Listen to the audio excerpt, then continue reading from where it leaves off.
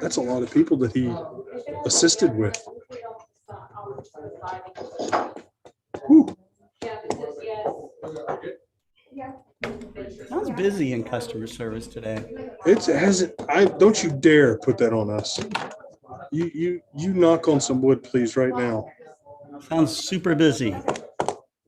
Sounded like you said it wasn't super busy. Oh no. So Richard Grace, the guy's like so fast on He's got social media. He's always refreshing the screen. He's waiting. You know what that office noise is? It's a sound of post-COVID It's a recording, era. right? I mean, it's just I think it is a something to recording. make it sound like you guys are busy. Maybe. Well, it's a good sound to get people in the office post True. that stuff. We've been post-COVID here. I think almost everybody in here has got the vaccine, I think. Yeah.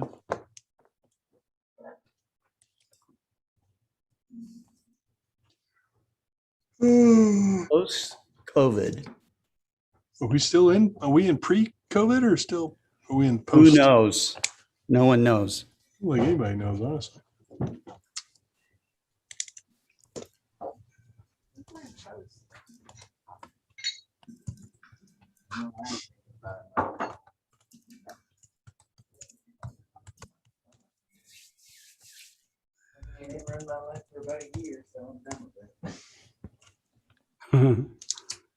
So we got Richard Grace, Cameron Gillis, Bergman Scooter, Martin Eastburn, and Mike Wiesner.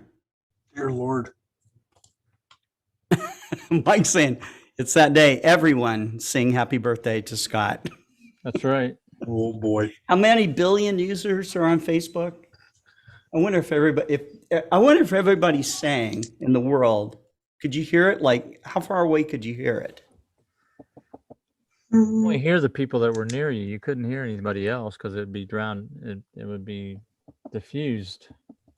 It's like It would sound like the endless droning of those who drone on endlessly.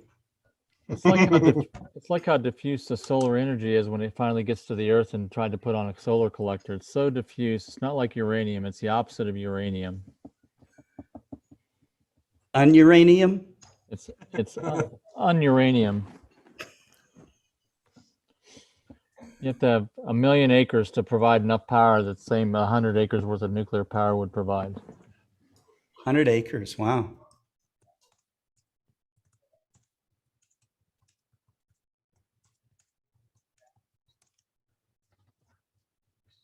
How many people would it take to run it? Just think, not just running. Think about how all the solar panels out there to make the same energy. How much would it take to keep those things up Not that and much. working? And they don't last 60 years like a nuclear power station does, or even 80. What's the life of a solar panel? About 20 years. 20 years? Would that assume, depending on where it's at in its location? Yeah, of course. And the funny thing is, Virginia is not a very good place for solar energy. Yet they're building a big solar plant here. So just like a great because place for solar energy. Because the clouds, it's cloudy all the damn time. What do you got against clouds? I don't have anything against clouds. It's just Yeah, that don't be negative, Jerry. I want to be able to have a light bulb turn on when it's cloudy. You know, it You wanna gets light dark up when New it's York City cloudy. when it's cloudy, right? Right. You know. But if they could build enough batteries to store the energy generated by all these renewable sources, then it might be reasonable. It's going to be a big So battery. Aaron Thompson says nuclear is the best source of power. I would happen to agree with that. You know, I am pro nuclear power. I think it's Is it more sustainable? safe. Absolutely. It's Yeah, they've learned a lot about nuclear power over the years. The problem is that the propaganda and the scare factor from nuclear weapons is what started nuclear down the wrong path back in the 40s and 50s. Well, there might have been some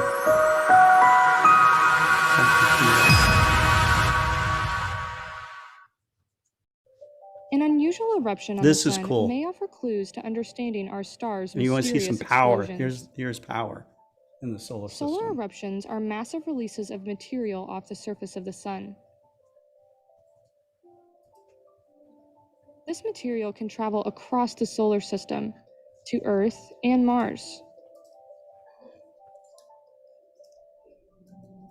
The radiation and the material from the sun can interact with the planet's magnetic fields, affecting astronauts and technology. Eruptions on the sun usually come in one of three forms: coronal mass ejections, jets, and partial eruptions. The new research studied an event named the Rosetta Stone of solar eruptions.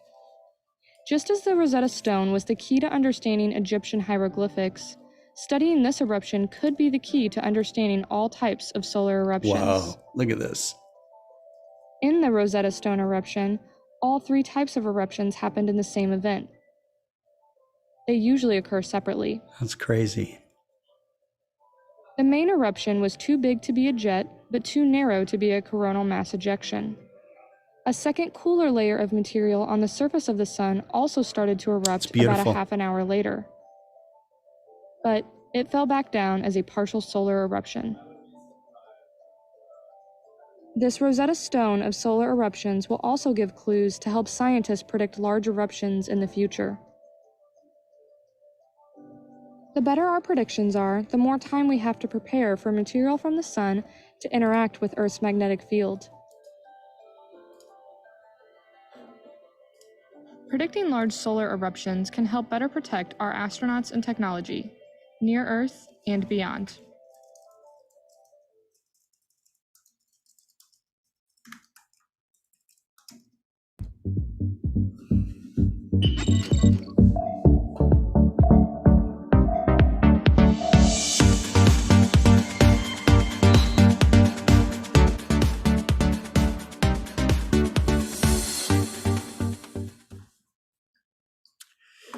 Well, hello, everybody. This is Scott Roberts from Explore Scientific and the Explore Alliance, and this is the OpenGOTO Community Live program with Tyler Bowman and Jerry Hubbell. Let's change our view here so we're all three on at the same time. Thank you for all the Awesome. nice birthday greetings, everybody. It was great. It's my favorite time of the year, June 8th, my birthday. No, but one of the things I did this year, I tried out Facebook has a thing where to celebrate your birthday, you can have people donate money to your favorite cause.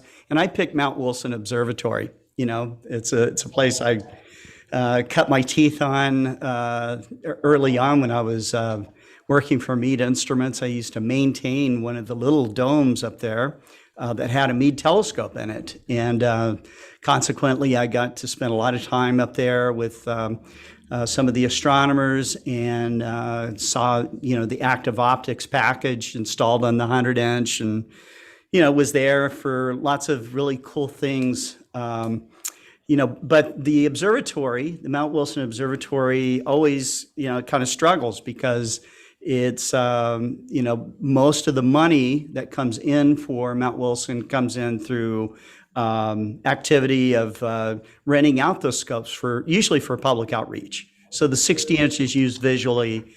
The 100-inch did have some research going on, it probably still does, but mostly it's regulated to people that would rent it for the night and that kind of thing. So we will be running it next year for a special event that we'll do up there. And so you guys might think about that.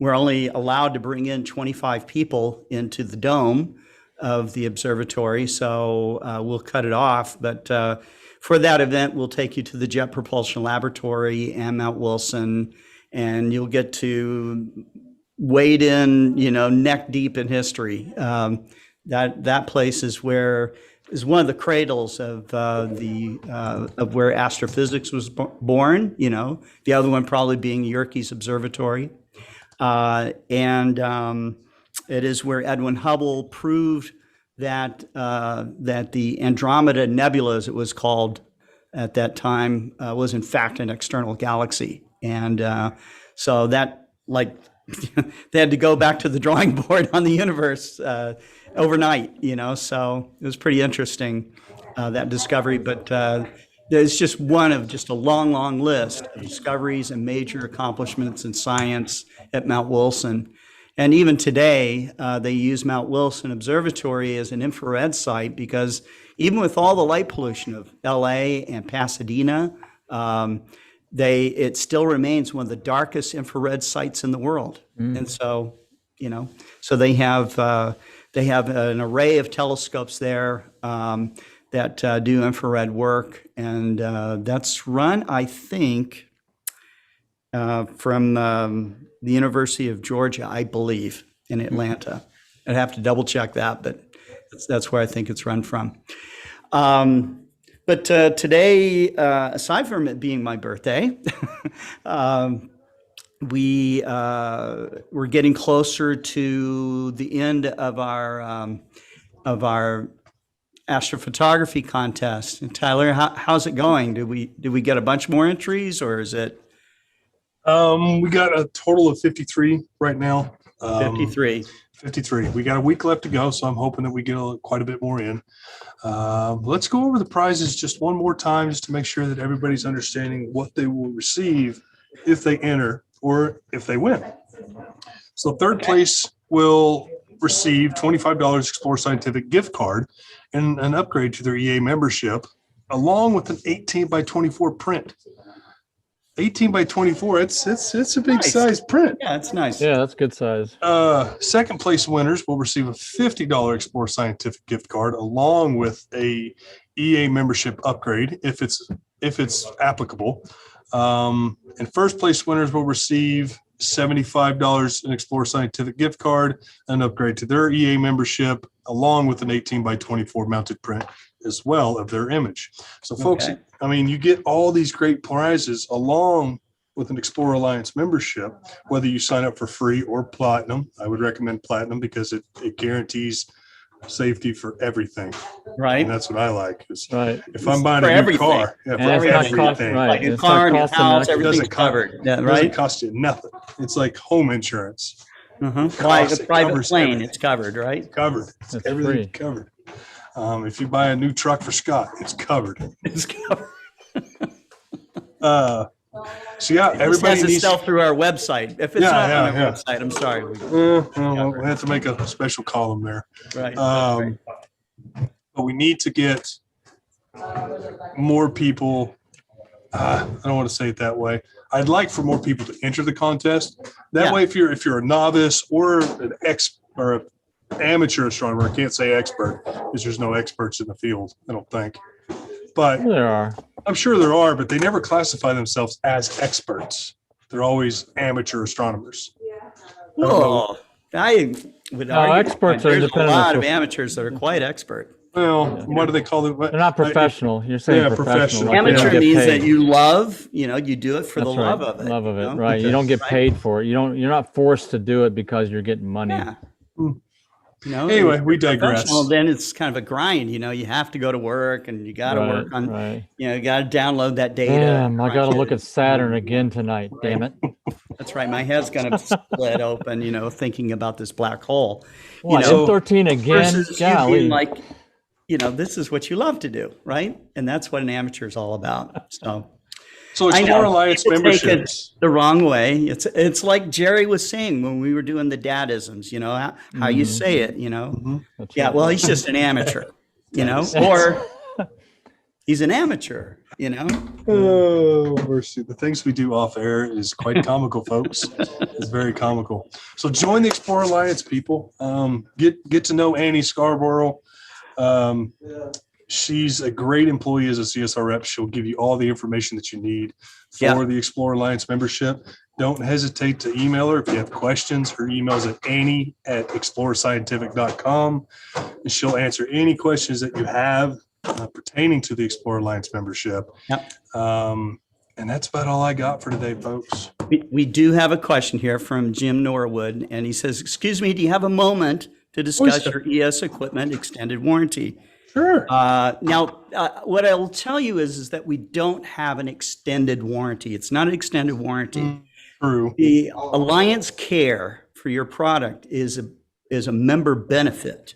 Okay, so if you're a platinum member, the benefit is that whether you registered your product or not. Okay, now if you get a piece of equipment and you don't register the warranty card on almost anything you buy from anybody, you don't have a warranty really. You might have 30 days or 90 days, under some sort of state law or something, but you don't get the warranty typically. A lot of companies are kind and they'll go, okay, get in your warranty card or whatever, but technically, you don't have a warranty. We have a lot of people that have bought our equipment, even though we had forever lifetime warranties, but you did have to register the product, okay, within a certain time frame after you bought it. A lot of people just didn't even bother with that. For those people, when they get a year, 2 years, 3 years, 5 years out, whatever, we have the Explorer Care program under a platinum membership, and this is a no-fault warranty program, or a care program, so you forget to pack away your tripod and you run over it with your truck. Okay, guess who replaces it? We do. Okay, so that's the limit. I mean, I have. At no cost. No cost to you. Yeah, you got to ship. You have to ship the remains. Yeah, okay? I want to see the damages. You have that cost, okay? Yeah. But here are two eyepieces right here. Okay. Now these are Explore Scientific waterproof eyepieces.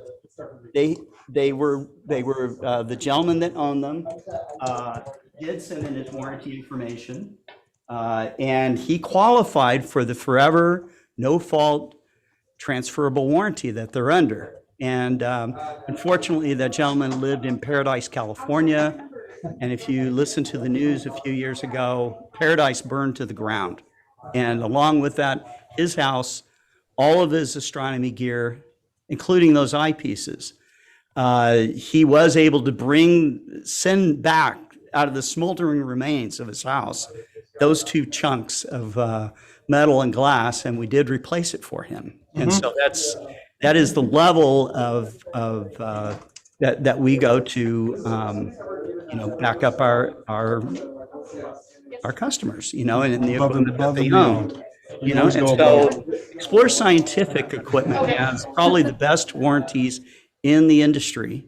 But on top of that, if you have a membership with us, an Explore Alliance Platinum membership, okay, cost you $99.99. We give you a $100 gift card right back, okay? You can apply that to your purchase, or if you're buying a new eyepiece that costs over $100, apply it at the same time. Now you got this coverage. And anything you buy, including stuff that does not have that warranty, and there's some stuff that we sell that doesn't, it's all covered. So that's just one of the nice features, one of the nice benefits that the Explorer Alliance has. So pretty much a no-brainer to join that, really. If you're going to buy something, if you're going to give something as a gift, get that for it's not like you're going to have to buy it at the regular price and add $100. Right. You get that and say, hey, by the way, I want the platinum membership. Go ahead and apply that $100 on top of it. And we do that. So that's the way to go. That's the way to go. Indeed. Yeah. Other than that, I'll let you and Jerry carry on. I got some more CSR training and reps I have to take care of. Oh, yeah. Now, but before we let you go, Tyler, we do have a couple of new customer service reps, right? We got two. Yeah. Why don't you talk about those guys a little bit? We hired on two wonderful CSR reps that are gung-ho and ready to go, and they're all astrophotography qualified. They know anything related to astrophotography, so that helps me a lot. And that person is? His first name is Chuck.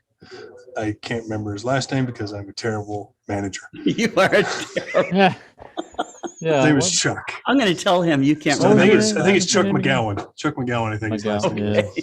And the other gentleman is Ross Ferguson.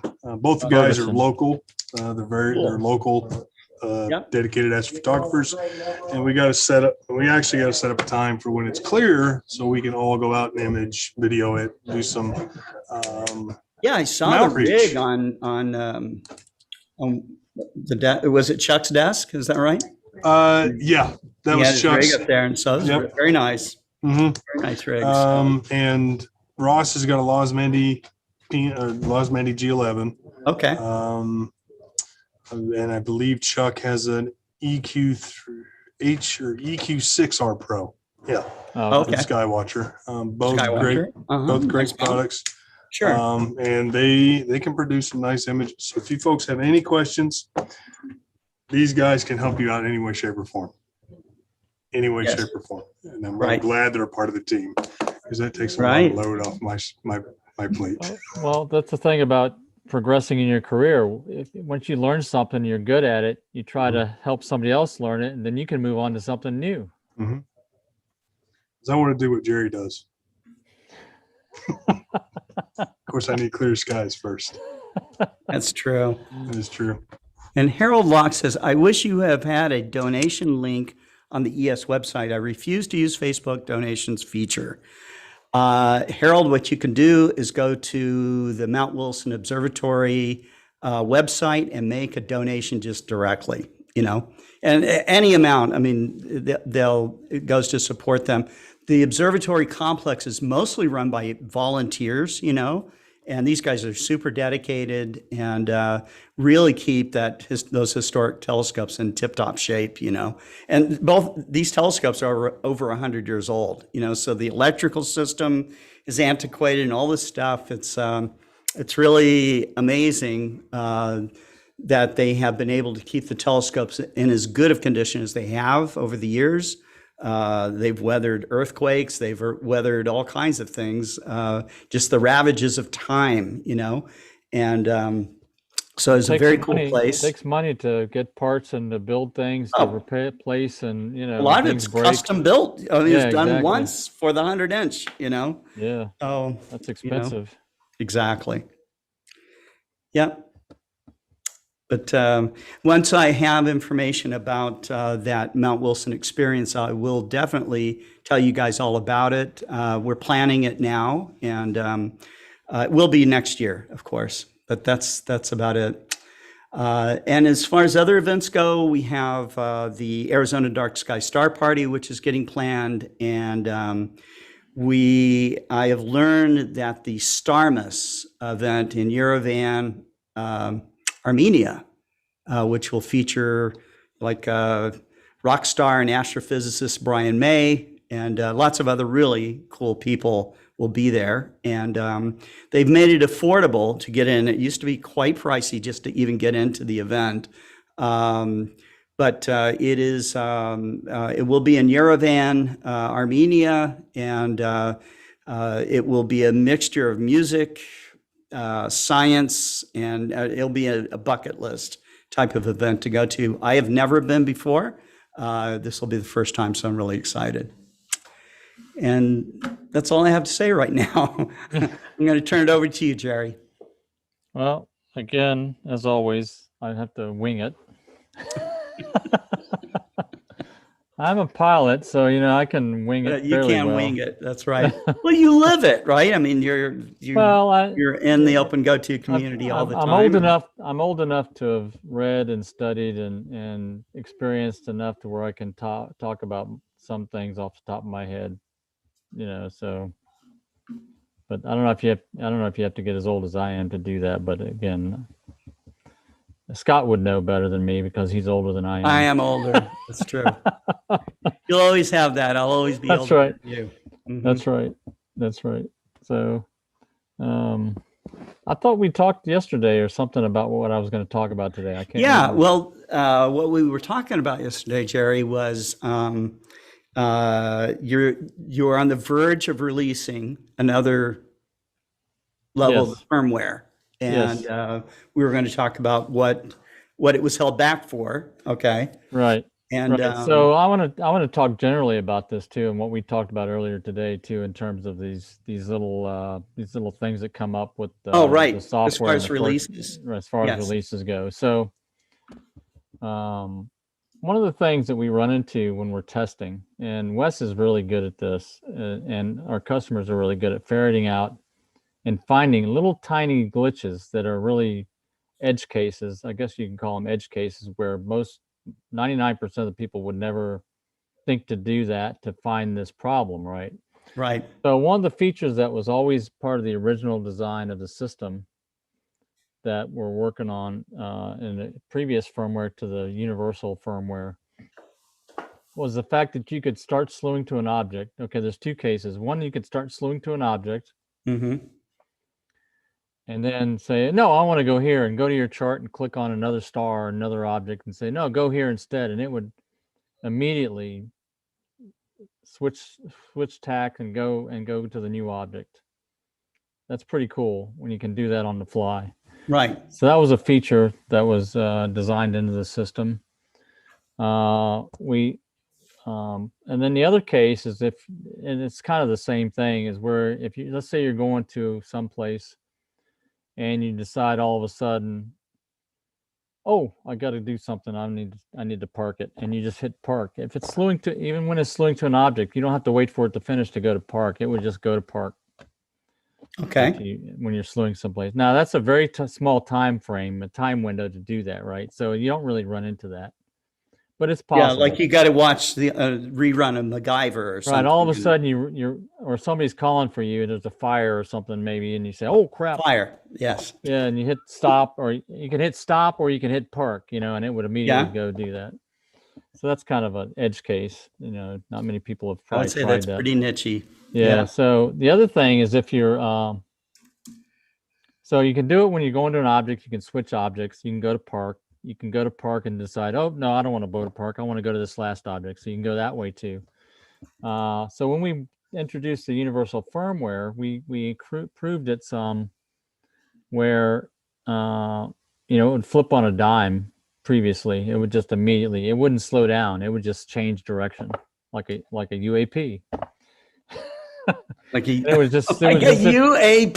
It would sit there and be zipping this way, and all of a sudden back the other way. I have never seen anybody do a segue like this. Here we are talking about firmware, and you have slid in UFOs into it somehow, right? It's a UAP. It's not a UFO. It's a UAP.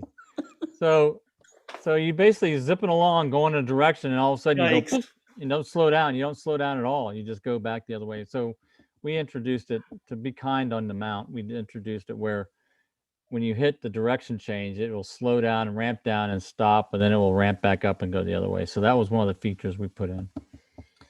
You getting comments? Yeah, I mean, people are. So that was one of the improvements we made to the firmware to make it better for the mount to handle it and maintain accurate pointing, to slow down, and ramp back up when it's changing directions. But we also introduced a bug where if you did that, if you're going to park, it would just stop and then wait. Yeah. It wouldn't go to park. And then you have to hit the park button again and say, twice. Okay, go to park again. So that's a little bit of a bug. That's a feature. That's not a bug, right? It could be a feature. I mean, if you stop it by mistake and you say, oh no, I don't want to do that, I'll go ahead and go back to the object or something. There's different ways to do it. Well, I mean, honestly, Jerry, I thought that if you hit almost any button during a slew, you could stop. Yeah, you can. Correct? So that's a manual button. Oh, that's the manual button. That's not when you're slewing to an object. So now you've changed the park button so that it's the one button that won't do that, right? It'll just go back to park. It will go back to park, right? So the park button is a separate button from the hand buttons than the up, down, left, right buttons. You can hit the up, down, left, right buttons or the stop button, and it will stop, and it go into manual mode. So that's what that is. That's separate from the park. That's a separate function. So this control system. So you and I did talk about this earlier, and so we've come to a decision. I mean, you could chase down little things like that. Yeah, right. You could discover Forever. these things. Okay, You could forever. do all kinds of weird stuff with the mount and try to get it into a corner or get it into to where it's shaking in his boots, and you found out there's a problem, which is great. We'll fix those. Mhm. But like Scott said, we may not fix them immediately. We want to know about them as soon as you find Yeah, it. I mean, we'll be transparent and say, okay, these are known issues and things that we're thinking about. But you get down to the point where you're seeing how the system works, and instead of just rushing in sometimes to change something, because Jerry and Wes are extremely responsive. I think that it's good to let it bake, Stand see back what's and let it. important. Right. There may be something that's more important, or maybe we have a new feature we want to add or something. So how do we want to use those resources, Joe? I want to chase down, something Right. that less than 1% of the people are doing. Maybe 3 people might run into over the next 2 years. Yeah. That's right. So we need to step back and look at it and get a little more formal. We've progressed over the years from with our resources and our knowledge and skill, and we've all learned new stuff about how to handle things. And so we just need to get a little more formal about how we manage it and communicate it with the OpenGOTO community people, everybody out there that has our products. And the reason for this is it's getting harder and harder to manage a lot of things in the future. We have to manage the customer base that we're going to have in the future. We started out small. I was able to handle the customers on a one-on-one basis on the first year, right? The first year and a half, probably. I managed every customer directly, and we spent a lot of time with customers to get them up to speed on things. But now we're getting enough customers, thousands of customers now, to where it's really difficult to do that. So we have to come up with better ways to have people have better experiences. Right off the bat, we're improving the product as much as we can. And documentation is always a laggard. We always lag behind in documentation, but again, you can always call customer service if you have a question. And if they don't know it, they can call me or Kent or Tyler or somebody else to answer the question. And even Scott. I think Scott answers questions, don't you? Yeah, sometimes. I might not give them the answer. And then we got the show. That's the thing. If more people knew about the show. That is the thing. That's the reason why we came on the show. I mean, why we're here every day, Right. We wanted to give people a live, direct live access. It's a live access to us. Almost an hour a day to pick our brain or to do whatever you want. And we want as many customers as we can to tune in to ask their questions. Yep. So, but your comment about UAPs, I'm just going to ask you, have you heard of something called Project Blue Light? Blue Light? No. Blue Light. I don't think so. A holographic in-atmosphere projection. Oh, that's kind of neat. Yeah, that's cool. That's cool. I remember seeing, I went to the Playboy Mansion. I was invited in by George Whitesides. George Whitesides right now, I think, is with Virgin Galactic. Yeah, Scaled Composites. Yeah, he was with Scaled Composites before, I think, and then went to Virgin Galactic. Yeah, and so George Whitesides invites me to go in to this party, and I mean, Dennis Tito, who was like the first, millionaire who went into space as a space tourist. He's there. Buzz Aldrin's there. Jim Lovell's there. A bunch of astronauts. Playboy bunnies and stuff like that. But it was in celebration of Isaac Asimov's anniversary of 2001. I think it might have even been 2001 when this happened. I think it was. And they brought in a truck, a satellite truck. They beamed in Isaac Asimov as a life-size 3D hologram, and he gave a presentation interacting with the MC, which was Patrick Stewart.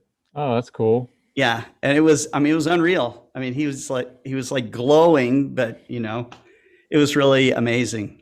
So I'm gonna have to learn out more about this Project Blue Light thing. Anyhow, Yeah. Jenny Bedell Shelley says, I would love to have default mount limits pre-configured in the FW based on the mount type as it is supplied from the factory. Yeah, so there's a philosophy thing that with the design of the system and where you put things like that. There can be arguments for both sides, whether if it's an astronomy related type of limit or astronomy mount limit specifically, then that probably wouldn't be implemented in the firmware. It would be at the ASCOM driver level. Now you can always make an argument. This is a motion controller, a motor controller system that should have some inputs for limits. Now it is an open loop control system. It's not closed loop because we don't have encoders to feedback position onto the in terms of this version of the PMC8 that we have now. So the limits would be again open loop positions based on, we do have, and one current implementation of a limit it's kind of the same thing would be the park position. So when you can define a custom park position for your mount, which is kind of like a limit in the fact that it defines a position that you want to either go to or park at, or you want to keep from going to or keep going past that point. So that's the kind of thing that it would be implemented in the ASCOM driver. And that's a specific API function of the ASCOM driver for mounts, is a park position. Now you could make an argument at the ASCOM driver level, say, well, there ought to be a function to set limits in the ASCOM driver. And there'd be a very good case for that, I think, because it's a telescope mount control API, and you've got functions that are related to mounts in the API, and limits might be one of them that you want to put in there. So you could make a case for that. Now, I could also build, since it's not part of the formal standard, you could also extend and make a custom, I could add custom functions to store limits in the ASCOM driver profile, basically. I store the park position separate from the home position. Home, if those that don't know, in the ASCOM driver controller, home is defined as the north celestial pole or the south celestial pole. Okay, that's the reference point for the motor counts to start up at You mean 0. in RA and deck, wherever the pole In is? RA and deck, the motor counts are 0. Okay. So it's not like park where the scope's at No, park can be 0 parked hour anyway, angle, right? 80 degrees. Okay. Yeah, so if you have, like, for example, the reason you would use a park instead of home is if you wanted to lay the telescope down on its side, because you got a roll-off roof observatory that you can't close without the telescope being laid down, flat at a different position. So that's an example of what park is compared to home. So I understand. I've had several people ask me about putting limits in the system, and the way I would do it would be in the ASCOM driver. I don't think we'd put anything hard coded to be stored in the EEPROM for the firmware. That gets a little. That's not. I mean, it's a philosophy thing.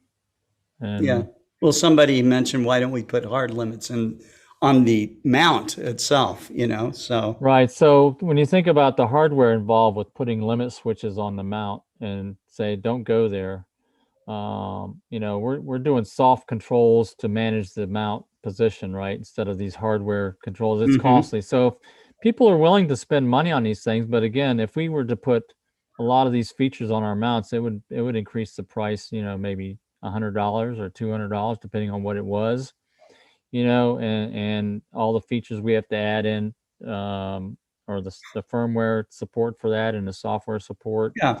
And everybody would have to pay that versus. Right. There's a lot of, right. Exactly. So that's right. So there's a lot of trade-off on systems, what features you include that are maybe people expect all the time and don't get, like, for example, I decided early on, and I convinced Scott that it was correct that we don't need periodic error correction on our system.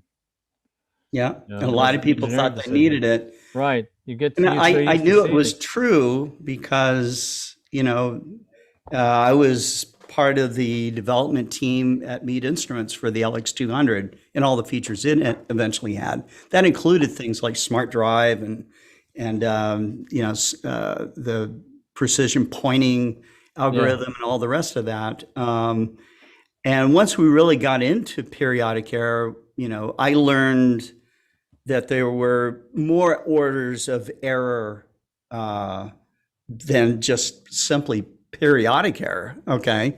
Right. And, and Jerry and I revisited that, and then Jerry illustrated just how many terms there are. Yeah. And so I back in those days, I would have said, well, there's backlash, there's periodic error, and there's tooth-to-tooth gear error. But there's more than that, okay? And so and as the this what I would call like super users of the LX200, they can only refine the periodic error through smart drive to a certain point. And if they tried to go further, it would start running away. It would go the other way. It would get worse. Right. And so finding that point where you could push it just enough to get the best performance of that particular gear set. Okay. Well, it was a little bit of an art. Okay. And so, and then once I saw the telescope drive master, I just go, okay, that is the way to do it. Right. So one of the things about the philosophy and the judgment, the engineering judgment, is that if you've got a unique way to correct an error and it's beneficial, then you probably would do it. If you got more than one way to correct an error, you're going to go with the most effective way to do it. And in this regard, with the periodic error correction, is everybody's used to buying an auto guiding system. Okay. So if you're going to auto guide, my basic statement on this in terms of periodic error correction is if you're going to auto guide, then you don't want to layer on periodic error correction on top of that. It's like two different systems doing the same exact thing in the same time domain in terms of the response time and all that stuff. It doesn't make any sense to train your mount to minimize the periodic error from, let's say, 10 arc seconds RMS to 3 arc seconds RMS or 4 arc seconds RMS. You're almost there, but you're not quite.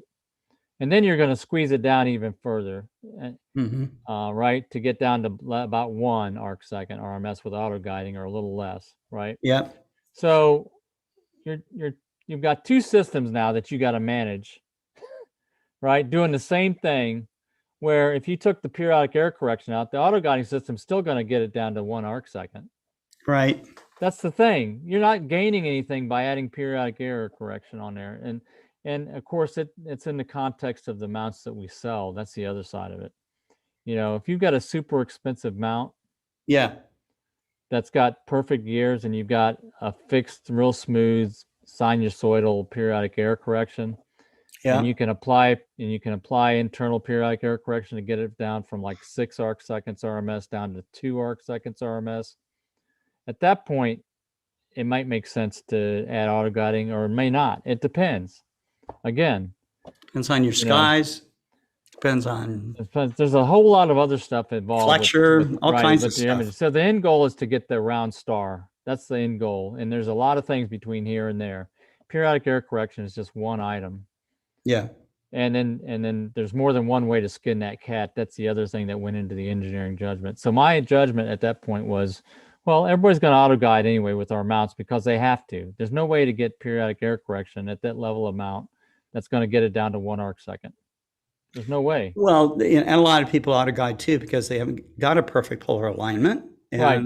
There's a lot of other things. That's right. There's a lot of other things that go into it. Right. And a lot of astrophotographers, I mean, their philosophy is that they don't want to be perfectly polar aligned. They want to load it up, for moving always in one direction in deck. Yeah, there's ways to gain. Yeah, you gain seeing or Yep. Yep. So there's a lot of decisions that go into why things are designed the way they are and how you get the most bang for your buck. And our end goal is to provide a highly functional, very cost-effective system that that's got the best electronics in the world in it.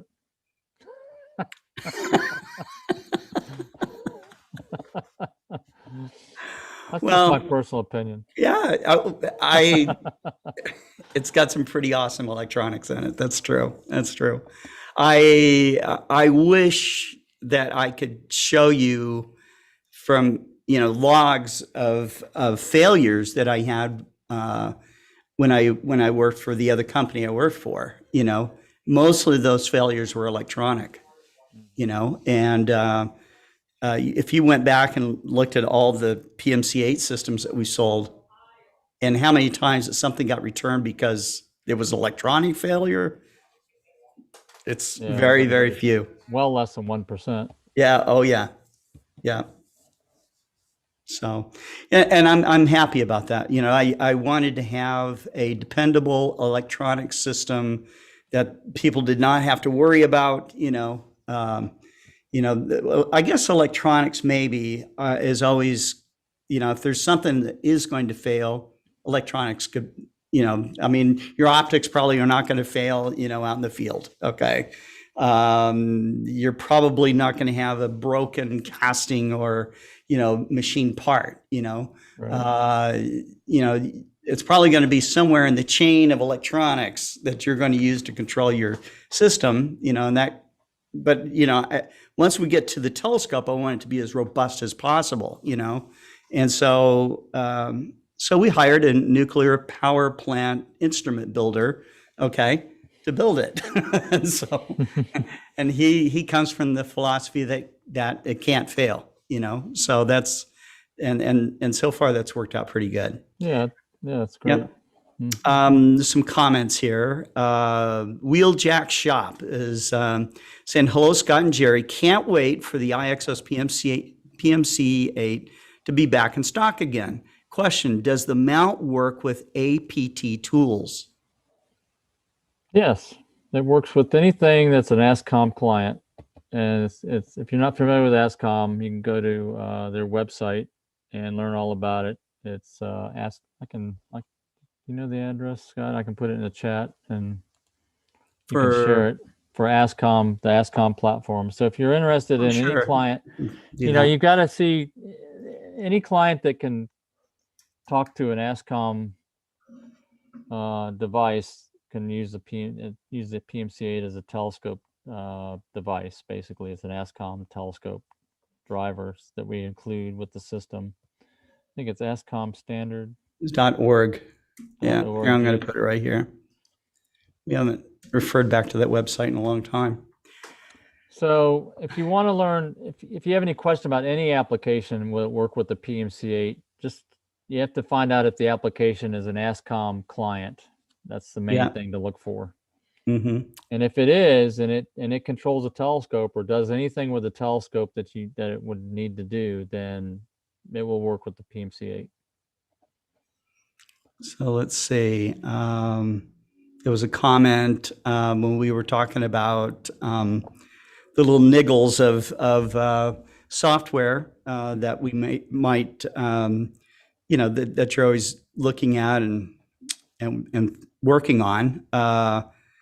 Jim Noble said, if how did he phrase it? I need to find it. He said, see, you would not have these problems if the product were not so good. That's the opposite too. The product wouldn't be so good if we didn't have these problems to figure out also. That's true. That's true. Let's see. Some nice questions today. Let's see. Pekka wants us to fix the mount adapter for Celestron CGX mount. Yeah, I think that's out of our field there. Yeah, we don't own that. Yeah. Jenny Bedell Shelley says, preach on, Jerry. Pekka says, I think it would be my nerves that would be broken in the field in the first place. I want to thank Jenny because she helped when we were doing the beta testing with the firmware. She did a lot of work for us too to help That's us great. identify a couple of big issues. So that Thank I you, want to thank Jenny. her again. Yeah. Yeah. Mike Wiesner says, I don't own a PMC8 mount, but I wonder, does it have an inline fuse? No, Mike, it doesn't. It doesn't need one. It doesn't need an inline fuse. If you we do have reverse polarity protection on the system. Right. Yeah, that's true. But Mike, if you have a mount that's running on PMC8, and let's say that you got cord wrap or it hit the side of your observatory wall or something like that, and it ran all night, you couldn't get to the scope. Okay, because we use stepper motors, all it would do is sit there making a weird kind of groaning noise, like this resistance noise. But it's not hurting the electronics. It's not hurting the motors. It's not hurting the gears. Okay. It's just waiting for you to to rescue it, unwrap it, and free it from the wall, and it's fine, So I guess you could kind of consider, we do have the current is controlled through software. We have settings for users to be able to set the motor current. So we do have limits on the motor current that way. So that could be considered kind of a fuse, but it doesn't blow up or blow a fuse to where you have to replace it. No, it doesn't blow a fuse. Right. Yeah. It's just kind of, we manage the motor currents. Wade Prunty says, would it be possible to move the DB9 connection on the deck axis of the Exos 2 to the lower body of the mount in a future updated release so that you don't have that thick serial cable moving with the telescope? It's not a big deal, but it would be nice. Yeah, we could look at that. So you could design a mount that it would have all internal wiring, and you wouldn't have to do that at all, right? You wouldn't have a cable to worry about. So a lot of new mounts or newer mount systems have designed internal cabling into their system. All right. And that's my more engineering. How reliable is it? Because if it's kind of reliable, I don't want kind of reliable, because if it's inside, guess where it has to come back to? Here, okay? Right. Versus somebody buying a DB9 cable. Now, just moving it so that it's in a different spot, that's not a bad idea, Wade. So thank you. Harold Locke, I'm still pulling hairs with getting my EQ6 Pro to function, and Jerry has pointed to many mistakes I have been making. Still not a smooth operator yet, but we know you'll get it, Harold. Yeah, it's a learning experience. It really is. I mean, I spent 10 years ago or 12 years ago, I spent 4 years getting up to speed where people today are getting up to speed at that level in about a year now. That's how much improvement has been done with the systems and how they work much better and they provide a better performance for the price. I mean, it's all about high performance, and that's one of the things that we pride our equipment on is the bang for the buck in terms of performance and price. So it depends on what you want to pay for. You can pay for really high-end, CNC machined equipment that looks beautiful and is very, very high quality equipment. And you get great performance. So you'll pay for that and weight capacity. Yeah. But if you're a beginner and you need something that's functionally high performance, but maybe is not the high-end materials and high-end price, then it's a value proposition is what it comes down to. And so that's kind of what I think we like to pride ourselves on in getting the highest bang for the buck and the value up there. Yeah, it is about value. We think about it all the time. Anytime we're working with our costs and logistics and support and all the stuff that goes, marketing, everything that goes into a product, there's spend on it, and you want to make enough money to make a company sustain and grow so that you can do more of what you've been doing. But you want to give great value too. And so that's That is, I think that's Explore Scientific's proposition, is that we give a lot of value for your spend, Right. so. And I sometimes think that we leave a lot of money on the table. We don't really, we could charge more for our stuff. Let me put it that way, I think. We could, yeah, but sometimes we have to, there's Right. that too. I mean, we try to bring for as much- instance, like in the current situation where the whole world is experiencing inflation, where, Yeah. all the logistics went up, fuel costs, labor, material costs. And it seems weird to me because it was like, while we're all sleeping during the pandemic, this is when all the stuff was going down. And then we kind of come out of it and find out that suddenly everything costs a lot more. It's kind of weird, but yeah. So there is going to be, you guys can expect price increases to come from us and everybody else. For almost everything else you buy, food included. So Oh yeah. that's part of what's happening right now. But So we'll continue to provide the best service in the industry Yep. and also the best performance for your money. that's right. That's right. Yeah, and I think I don't see more questions here. Let me know, guys, if I forgot a question, just repost it or something. Jeff Wise says he's going to start trying spectroscopy with his telescope soon. Oh. That's really cool. Yeah. Who's the guy that does the RSpec. RSpec? That's Tom Field. Tom Field. Field Yeah, tested system. So yeah, and that's a we've got great spec- system. Yeah, we've got a spectroscopic grading at the MSRO that we use. Myron has several students that we got actually 2 systems that have that on it.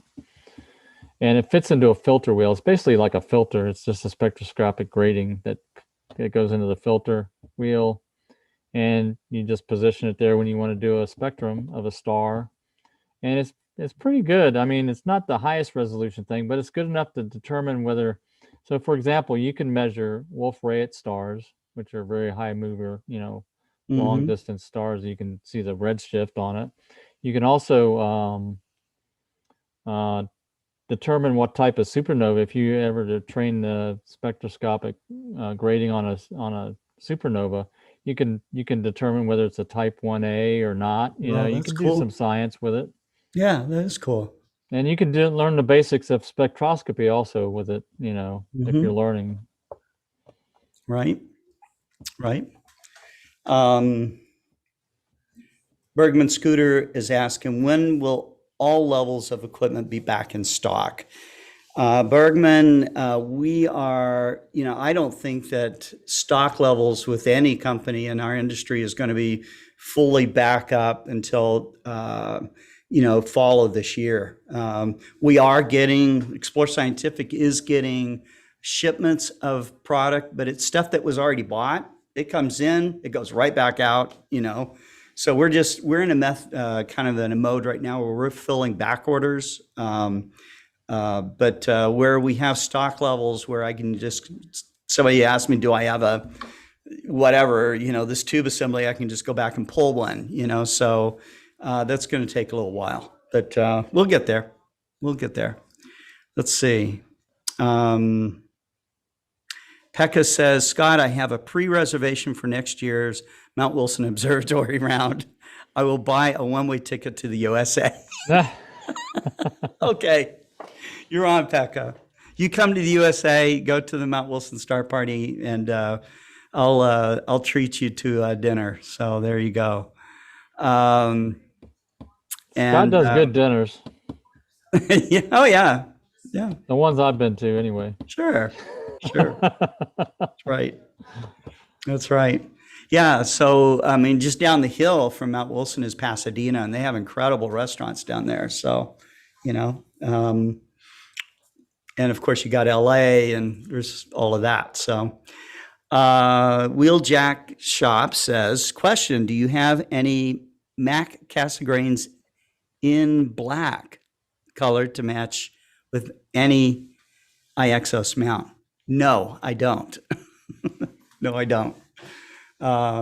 Wouldn't be real hard to disassemble one of our matte Cassegrains and paint it black, or to have it. I saw guys that were, like you have a vehicle wrap. They were doing wraps on telescopes, and they had, like astrophotographs or That's cool. constellation patterns, all kinds of cool stuff. That's very possible, easy to do.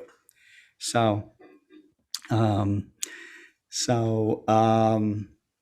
I think that we're getting kind of towards the end of our program. I do want to let you guys know that we're not having Global Star Party tonight because it's my birthday.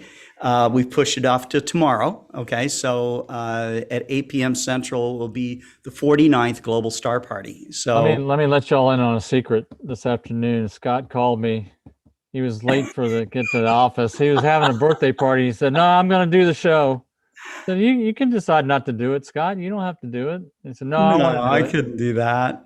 So no, that's cool. He's dedicated to you guys. Yeah. So so we're going to have the Global Star Party this weekend. A couple of cool things are happening. The Texas Star Party is going to be live streamed on Explore Scientific's. People are calling me to wish me happy birthday.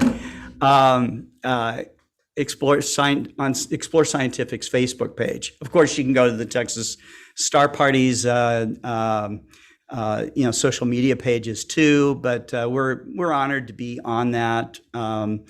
Being that it's virtual, it's a series of videos. We made custom videos for this particular event. So Texas Star Party is an amazing site. If you've never been to TSP, it is in the Davis Mountains near Fort Davis, and it's just a magically super dark area. You've got McDonald Observatory right there. I was going to say it's right next to McDonald Observatory. Yeah. Yeah, and they usually during the TSP have a special inside tour of McDonald, but McDonald has its whole full-blown outreach program that they do, including looking through one of the big telescopes that's up there. The one with that was shot by a pistol or something. Yeah, the 107-inch, I think is what it was. Yeah, yeah. So that happened in the 1970s. So when people look, they got their flashlight and they're looking in their refractor and they see a speck of dust in the lens elements, and then they lose it. They just go, "Oh my God, that's got to be ruining my image." Well, a professional astronomer lost his mind, took a 9mm handgun and started blowing holes in the 107-inch mirror. When he found out he wasn't destroying the mirror, he went down there with a hammer and started wanging away, making big divots in this thing. From what I understand, when the superintendent of the observatory walked in to see what the heck was going on, he shot a round over the guy's head. And anyways, they take the guy away, I guess, kicking and screaming in a straitjacket, But, now they're just like, holy smokes, he's ruined the 107-inch mirror, yeah. Right? They think that. And so what they did is they probably dismounted the mirror and everything, carefully looked at it, and these gashes are big, and you can still see the bullet hole pits in the mirror. Okay. Wade Prunty says, "I didn't realize Jerry worked there." Okay. That was in a former life. Yeah, and Jim Norwood says, "We had reservations at McDonald Observatory back when the Ice Age struck Texas, so we didn't get to go." But anyways, I got to look through that telescope, and it's stunning in its performance. Okay. Yeah. We looked at M51 with 107-inch. Well, it only makes sense. Think about it. It's reflectors. amazing. The reflectors today, you Smith Cassegrain or a Daub, it's got a big old stinking hole. It's a big giant hole right down the middle of it. Yeah. It's like, what the right? heck? Oh, yeah. Yeah. So it's, we understand. I mean, refractors look beautiful. You know, when you look at the glass and you look at the finish and everything, you can kind of go down the rabbit hole of wanting like perfect everything, you know, but, Yeah. you know, speck of dust won't do anything, of course. Well, And, you know, just kind of knowing that, you could probably take a 22 handgun and just put a round through your mirror or something. And provided you don't break it in half, okay, it's probably going to be just fine. I'd be afraid to take a picture of the MSRO refractor, the nice 165, the glass the way it looks now after the pollen season. And You go it still to performs professional fine. observatories in between cleanings. Oh Those yeah. mirrors are dirty. I mean, they're Yeah. just, they're, so anyhow, but that's a little story I have about McDonald. It is an amazing site. Texas Star Party is a beautiful place. It's held on the Prude Ranch, which is an over 100-year-old ranch that's out there. And, you know, vendors like myself occasionally go. We give door prizes at these events, which we're doing at this virtual event as well. But there's going to be some cool speakers. I think they're going to have hopefully some live astronomy being done from there. And of course, you'll see our lovely mugs there, you know, waving back to the crowd. So, but that's going to be on the 10th, 11th, and 12th. So that's what's happening there. And then I think on the 12th, we have another Astronomical League live event that's going to be happening. So, and that's coming up. So, lots of cool things to do and see this weekend online. And if it's clear where you are, should be a nice viewing weekend as well. So, Wade Prunty does my Explore Scientific warranty cover this, Scott? Yes. In fact, if you take a handgun and blow your mirror or lens away and you have the no fault warranty, yeah, it covers it. It does. So I just get to keep it to use it, you know, in my marketing. Right. Okay. So there you go. That's right. Anyhow. So I am, I think I'm out of things to say at this point. So Jerry, you got anything more to add? No, I think I just want to say if anybody's got any suggestions on what topics to cover, or if you got any ideas on things that we haven't covered lately that you want to hear more about, or again, hear something about it, that just let us know. Yeah. Suggestions, you know, that you might want to give to the show or the Explorer Alliance or anything, you would just email Explorer Alliance at explorescientific.com. And those emails are read by Annie, who is she is the member liaison for Explorer Alliance members. So, you know, she'd be happy to get answers if she doesn't know she doesn't know the answers. She knows where to go to get them. So we're there to support her, or just, you know, ask your question live on the show. Right. That was actually the concept of the show. Hey, we Right. can answer live questions for people in customer service, you know, and Right. it doesn't have to be about Explore Scientific stuff either, you know. So if we have an answer, we'll give it to you. Yeah, well, right. Mhm. Right. So one of the questions was, Jerry, what did your wife kick you out of the house again? You know, they see you out there in the field. Yeah, I try to change pictures. It's kind of cool. I ran across this picture and decided to use it as a background. This is when I was at the Almost Heaven Star Party 3 or 4 years ago. It does look like you're outdoors. Yeah, no, the lighting is about right and everything. So this is the booth I set up to show people stuff. And I still, one year my tent got blown over and struck and got destroyed. I have to show that picture sometime. I keep saying that. I need to pull it up and have it ready to show next time. Yep. Great. Cameron Gillis says, have a great birthday celebration, Scott. Thank you, Cameron. Thanks to you and Jerry for your great dedication. May you all have clear skies ahead. Well, thank you. Thank you very much, Cameron. And thank you, Cameron, I'll give him another shout out. He has stepped forward and he is doing his Camstronomy sky survey programs. So they'll be on tomorrow night and right after Kent Martz does First Light Chronicles. So until tomorrow, you guys keep looking up and thanks for watching. Take care.